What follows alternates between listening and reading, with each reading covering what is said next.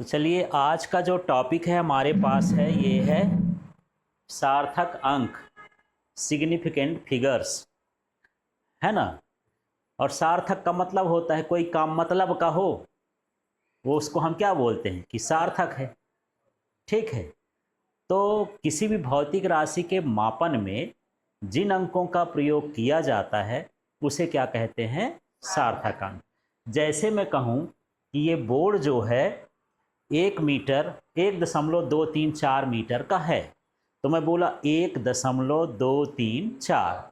तो ये जो अंक आए इसके मापन में, उन अंकों को मिला के हम क्या बोलते हैं कि ये इसका क्या है, सार्थक अंक है। यदि मैं अपना वजन कहूँ, मैं बोलूँ कि मैं 62.4 किलोग्राम का हूँ, तो मेरे वजन के मापन में 62.4 आ गया। तो इनके अंकों की संख्या को हम क्या बोलेंगे, सार्थक अंक। जैसे 62.4 में कितने अंक आए, 3, तो इसमें सार्थक अंकों की संख्या कितनी हो गई, 3। तो सबसे पहले सिर्फ परिभाषा देखना है। परिभाषा क्या है, मापन में, सीधे भौतिक राशि के मापन में प्रयुक्त अंकों की संख्या को सार्थक अंक कहते हैं। याद हो गया, बोल के तो देखो एक बार। क्या क्या भौतिक राशि के मापन में प्रयुक्त अंकों को सार्थक अंक कहते हैं। हालांकि परिभाषा कम आती है, पर देख लेते हैं। तो देखिए, किसी मापन में वे सभी अंक जो निश्चित हों तथा पहला अनिश्चित अंक भी शामिल हो सार्थक अंक कहलाता है। ठीक है। अब निश्चित और अनिश्चित की बात करते हैं। तो मेरे पास ये पेन है, यदि मैं इसको नापना चाहूँ, इसको थोड़ा सा छोटी चीज़ ले लेता हूँ, कोई भी इस चीज़ को नापना चाहूँ, तो मेरे पास ये स्केल है जो सेंटीमीटर में बता सकती है और मिलीमीटर में बता सकती है। मतलब ये जो छोटे छोटे पॉइंट है मिलीमीटर है, तो इसको मैं नाप के बता सकता हूँ। तो ये पता चला कि 1.2 सेंटीमीटर का है। कितना है, 1.2 सेंटीमीटर। इससे अच्छा मैं यदि थोड़ा सा इसको जूम करके देखूं तो और गैप बनेगा, तो लगेगा 1.2 के आगे भी कुछ हो सकता है। तो 1.23, माने एक तो सही सही अंक है, लेकिन 2 वाला अंक क्या है, अनिश्चित है। जितना अच्छा मापते जाओगे वैसे वैसे संख्या क्या होती जाएगी, बढ़ती जाएगी, है ना। तो मैं ये बोलूं कि इसका हो गया 1.2 सेंटीमीटर। तो ये जो शुरू का अंक है ये क्या है, निश्चित, और जो बाद का अंक है ये अनिश्चित है, माने इसके आगे कुछ और आ सकता है यदि अच्छी स्केल से नापोगे तो। ठीक है। ये हम नापे सेमी स्केल से, सेंटीमीटर स्केल से। किससे, सेंटीमीटर स्केल से। अब मेरे पास एक और स्केल आ गई जिसको हम बोलते हैं वर्नियर कैलिपर्स। क्या बोलते हैं, वर्नियर कैलिपर्स। ये भी है, ये दशमलव के बाद 2 अंकों तक का मापन करती है। कितने अंकों तक का, 2। तो जब वर्नियर कैलिपर्स लिए तो 1.24 आ गया, मतलब हमारा मापन और अच्छा हो गया यार। अब इसमें निश्चित अंक कितने हो गए, हाँ 1 और 2 ये निश्चित हो गया। अंतिम वाला क्या है, अनिश्चित है। यदि हम इसके बाद और कोई अच्छे से मान ले, जैसे मान के चलते हैं स्क्रू गेज मापी ले लेते हैं, ठीक है, या स्फेरोमीटर ले लेते हैं, ये 3 अंक तक माप देता है दशमलव के बाद। तो जब उसमें नापे तो 1.24 और इसके बाद उसमें 7 भी आ गया, है ना। मतलब 4 निश्चित नहीं था, तब ना उसके आगे का पता चला, तो ये 2.47 हो गया। तो इस तरह से यहाँ पर निश्चित अंकों की संख्या और अनिश्चित अंकों की संख्या को मिला करके क्या कहा जाता है, सार्थक अंक। तो ये मापन के लिए, तो मापन में आए निश्चित और अनिश्चित अंकों की संख्या को सार्थक अंक कहते हैं। याद हो गया, क्या बोलोगे, मापन में आए, आप लोग बोलो, तेज तेज बोलो, मापन में आए निश्चित और अनिश्चित अंकों की संख्या को सार्थक अंक कहते हैं। ठीक है। अब हम सार्थक अंक का पता कैसे लगाएंगे और इससे क्या पता चलता है, देखते हैं। ये मापन की परिशुद्धता को, एक्यूरेसी को दर्शाते हैं कि मापन कितना अच्छा किया गया था। अभी मैं लिखा था 1.2, फिर लिखा था 1.24, फिर लिखा था 1.247। ठीक है। कौन सा मापन बहुत बढ़िया है? हाँ, जिसमें सार्थक अंकों की संख्या ज़्यादा होगी वो ज़्यादा अच्छा होगा, है ना? कि भैया इसमें डाउट नहीं है यार, अभी 2 के बाद 4 भी था, 4 के बाद 7 भी है, और अच्छे से नाप लेंगे तो और उसके भी आगे आएगा। जितना माइन्यूट से माइन्यूट नापते जाओगे, है ना, उतना अच्छा हो जाएगा। तो सार्थक अंक से हमको ये पता चलता है कि ये मान कितना परिशुद्ध है। यदि मैं किसी लड़के को बोला इसको नाप करके तुम अच्छे से लाओ, एक लड़के ने ये नाप के ला दिया, दूसरे ने ये नाप के ला दिया, तीसरे ने ये ना दिया, कौन से लड़के ने बहुत अच्छा काम किया? तीसरे वाले ने, सी नंबर वाले ने। ठीक है ना? इसको दशमलव के आगे भी नापते गया। ठीक है, तो इस तरह से ये किसको बताते हैं? परिशुद्धता को। किसको बताते हैं ये? परिशुद्धता। परिशुद्धता समझ में आ गया कि मापन कितना अच्छा है, जितने सार्थक अंक होंगे उतना अच्छा होगा। अब चलो इसका नियम पढ़ते हैं कि किस तरह से हम सार्थक अंक का पता लगाएंगे। हालांकि नियम नहीं आते, परिभाषा आती है। परिभाषा आपको ध्यान रखना है और नियम को समझना है। नियम याद नहीं करना है, क्या करना है? समझना है। कोई संख्या दे देगा, पूछ देगा इसमें कितने सार्थक अंक हैं। तो देखो, यदि मान लो यहाँ पर कोई गैर शून्य अंक हैं जिनमें माने शून्य नहीं है, क्या है? शून्य नहीं है, वो सभी अंक क्या होते हैं? सार्थक अंक होते हैं। ठीक है, जैसे मान लो कोई भी ऐसी संख्या बोल दो, 2 4 6 8 5 3 2, शून्य भर नहीं लिखना है, तो ये सभी क्या कहलाएंगे? सार्थक अंक। यदि मैं यहाँ दशमलव भी लगा दूं, इसमें शून्य नहीं है, तभी ये पूरे क्या कहलाएंगे? सार्थक अंक। पहला नियम समझ में आ गया। तो सारे बिना शून्य वाले संख्या क्या कहलाती हैं? सार्थक अंक। जैसे ये 2354 लिखा है, जिसमें सार्थक अंकों की संख्या कितनी हो गई? 4। 1 2 3 4। ठीक है, दूसरा नियम समझते हैं।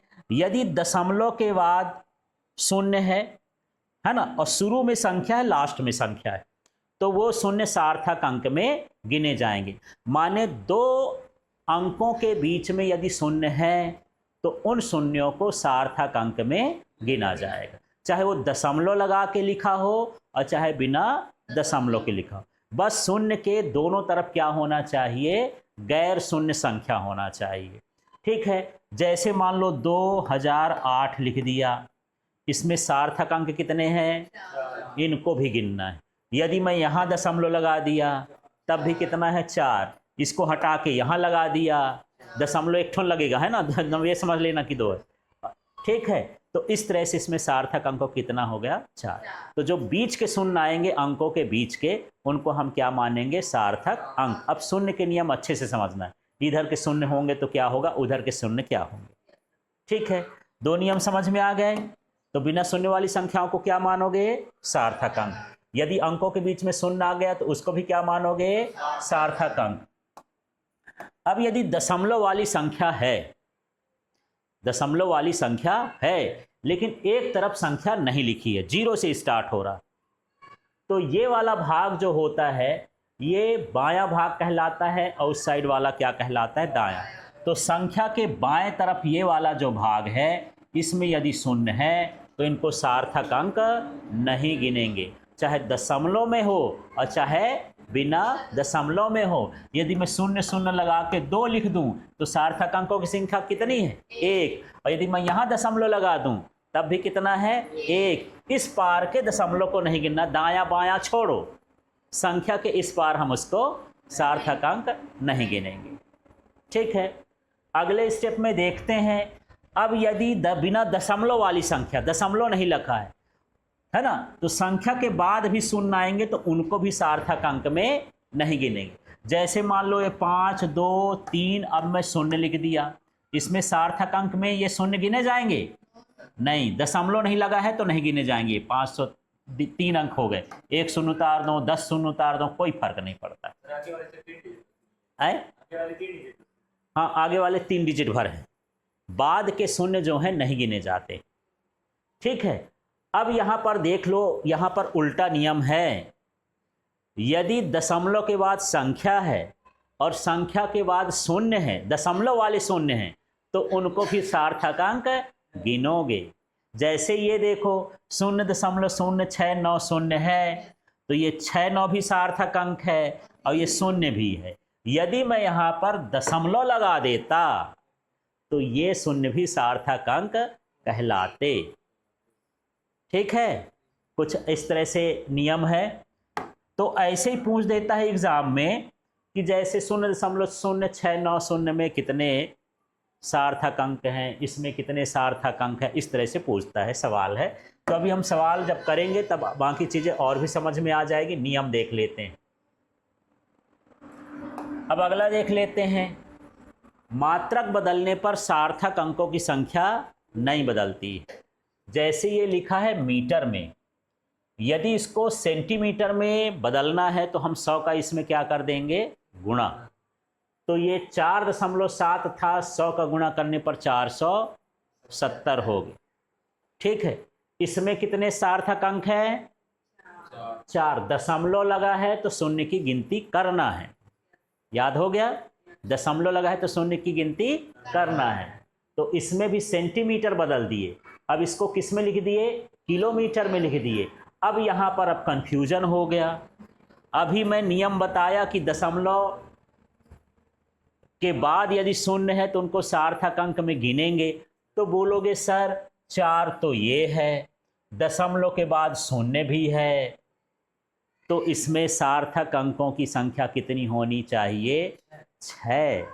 पर आप यहाँ मात्रक बदले हो, क्या किए हो, मात्रक बदले हो। यहाँ सेंटीमीटर को किलोमीटर में बदले हो, तो मात्रक बदलते समय शुरू में जो उसमें सार्थक अंक होंगे उतने ही सार्थक अंक बाद में भी मानेंगे।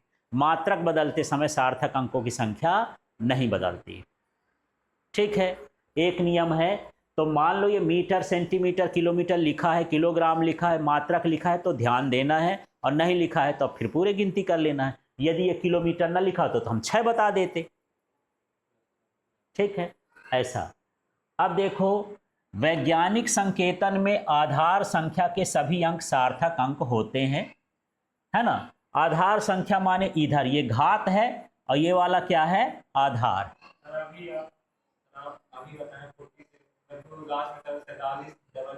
हाँ, यहाँ पर कंफ्यूजन है, हो गया ना आपको, क्योंकि हम एक मात्रक को दूसरे मात्रक में बदल के बता रहे हैं। हाँ, इसमें मात्रक बदल के बता रहे हैं। जब मात्रक बदलते हैं तो सार्थक अंकों की संख्या नहीं बदलती, ये नियम रहता है ना। यदि मैं सेंटीमीटर को किलोमीटर में लिख दूं या मीटर को सेंटीमीटर में लिख दूं तो सार्थक अंकों की संख्या नहीं बदलेगी, वैसे की वैसे रहेगी। ठीक है, इस चीज़ को ध्यान रखना है।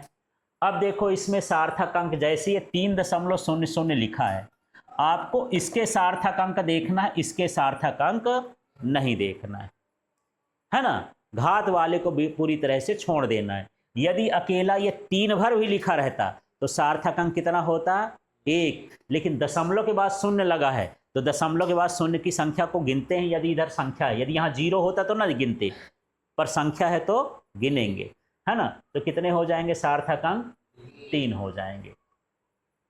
ठीक है, अब देखो, सूत्रों में प्रयुक्त स्थिर संख्याएं यथार्थ होती हैं, है ना।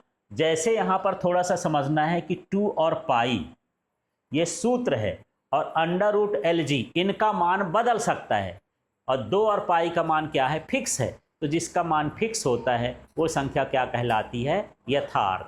जैसे मान लो मैं लिख दिया x और y का मान बताओ, तो x y यथार्थ नहीं है। मैं बोला 3 और 4 मेरे पास संख्याएं हैं, तो 3 और 4 क्या हो गए, यथार्थ हो गए। ठीक है, अब इसमें पाई में कितने सार्थक अंक होंगे, पाई, अब मैं उतने सारे तो लिखा नहीं, लेकिन पाई में आप भाग करते जाओ तो भाग होता जाता है, संख्या बार बार रिपीट नहीं होती है। हर बार कहीं तो 3 अंक, कहीं 4 अंक, कहीं 5 अंक, हर बार मान क्या होता रहता, बदलता रहता है। इसका दशमलव मान फिक्स है, नहीं होता है, मतलब ये आता ही जाएगा। भाग करके देखते जाओ। किसी लड़के को फंसाना हो तो उसको बोल दो कि तुम 22 में 7 भाग करके और मुझे ला के दिखाओ, पूरा कट जाए तब तुम मेरे पास आना, तो वो कब्र से भी नहीं निकल पाएगा, भाग करता रह जाएगा, भाग खत्म नहीं होगा, कटेगा ही नहीं, उससे जाएगा नहीं, रिपीट ही नहीं। ठीक है, तो इसमें सार्थक अंकों की संख्या कितनी होती है? अनंत। तो इसको गिनना नहीं है कि 1 2 3 4 5 6 7, ये नहीं, ये डैश डैश करके लिखा है। यदि लिख दिया पाई बराबर 3.14, अब बोलोगे सर इसमें सार्थक अंक तो 3 ही दिख रहे हैं, पाई के लिए क्या मानोगे? अनंत। पाई के लिए सार्थक अंक कितने होंगे? अनंत होंगे। समझ में आ गया? तो चलो अब थोड़ा सा समरी बनाते हैं सार्थक अंक का कैसे कैसे। तो देखो, मापन में जो निश्चित अंक होता है और जो अनिश्चित अंक होता है, इनकी संख्या को क्या कहा जाता है? सार्थक अंक। क्लियर हो गया? यदि गैर शून्य संख्या है, शून्य नहीं है, चाहे वो दशमलव में हो और चाहे बिना दशमलव में हो और उनमें शून्य नहीं है, तो सभी अंक क्या कहलाएंगे? सार्थक अंक कहलाएंगे। ठीक है, यदि संख्या लिखी है तो इधर के अंक, बाईं तरफ के अंक, है ना, सार्थक अंक नहीं होंगे। ठीक है, चाहे दशमलव लगा हो या दशमलव न लगा हो, इधर के नहीं होंगे। ठीक है, यदि दो संख्याएं हैं और दो संख्याओं के बीच में चाहे जितने जीरो आ जाएं, वो सभी क्या कहलाएंगे? सार्थक अंक कहलाएंगे। ठीक है, अब यदि दशमलव के बाद संख्या है और संख्या के बाद जीरो है, चाहे जितने जीरो हों, वो सभी क्या कहलाएंगे? सार्थक अंक कहलाएंगे। लेकिन जब आप मात्रक बदलेंगे, तो मात्रक बदलने पर चाहे जीरो बढ़ जाए चाहे कुछ भी बढ़ जाए, शुरू में जो सार्थक अंक होंगे वो सभी मात्रकों में वही सार्थक अंक माने जाते हैं। मात्रक बदल से स्पेशल नियम है। ठीक है, यदि घात में लिखी संख्याएं हैं 10 की घात में, तो 10 की घात को छोड़ करके बाकी जो नियम के अनुसार आता है संख्या बचती है, वो सभी क्या होते हैं? सार्थक अंक होते हैं। पाई जैसी संख्याओं में जो सार्थक अंकों की संख्या है वो क्या होती है? अनंत होती है। जान गए अब? ठीक है, अब